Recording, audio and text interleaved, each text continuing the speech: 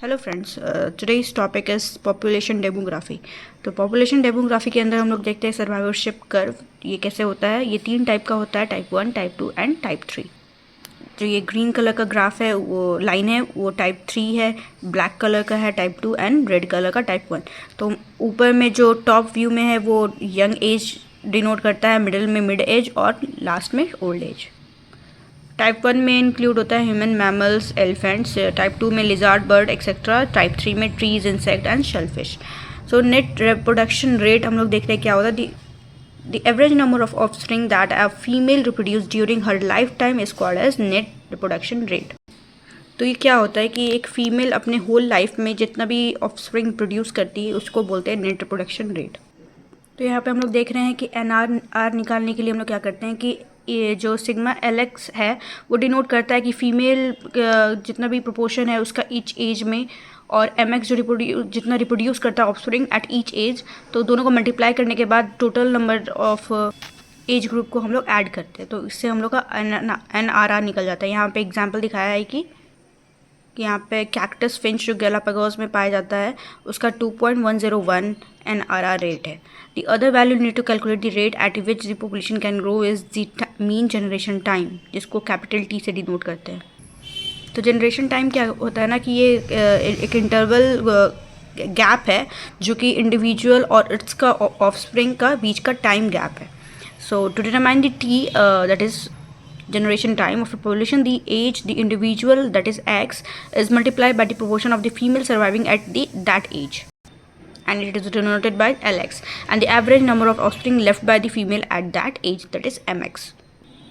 यहाँ पे दिखाया है कि मीन जनरेशन टाइम गैलापागोस में कैक्टस फिंच का है 6.08 ईयर्स।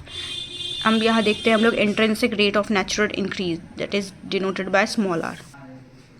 सो इसका फॉर्मूला है small r is equal to ln/r0 divided by capital D, that is generation time. और R0 जो है वो नेट रिप्रोडक्शन रेट है, ln जो है female survival at each age. So this is to derive this value using a life table, the natural logarithm of the NRR, that is net reproduction rate, is divided by the capital D, that is generation time. तो हम लोग आगे देखेंगे कि ये life table क्या होता है। इसके पहले हम लोग यहाँ देख रहे हैं कि एक यहाँ पे चार्ट है जिसमें age class, probability of the surviving to age, और average number of flooding daughter and the product of survival of reproduction, और जिसको डिनोट कर रहे हैं sigma LX into MX, that is NRR, net reproduction rate. तो हम लोग यहाँ देख रहे हैं कि हम लोग अब टोटल कैलकुलेट करके, यानी sigma LX MX that is net reproduction rate is equal to 2.101, और जनरेशन टाइम निकालने के लिए हम लोग उससे मल्टीप्लाई करने के बाद नेट रिप्रोडक्शन रेट से डिवाइड करते हैं, तो इसका आता है 6.08 ईयर्स। फिर हम लोग यहाँ देख रहे हैं कि लाइफ टेबल क्या होता है। कि लाइफ टेबल डिफरेंसेस सिखाता है लाइफ हिस्ट्री में, कि एक रिप्रोडक्शन भी बहुत तरह से डिपेंड करता है, एज में, फैक्टर्स में, रिसोर्स में और केयरिंग में। तो अर्ली एज में जो रिप्रोड्यूस करते हैं वो ज़्यादा सर्वाइव कर पाते हैं in comparison to the later stage.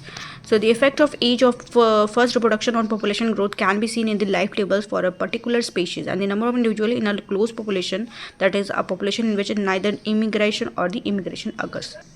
That is close population में जो है वो रेट ऑफ बर्थ, रिप्रोडक्शन और डेथ मैटर करता है।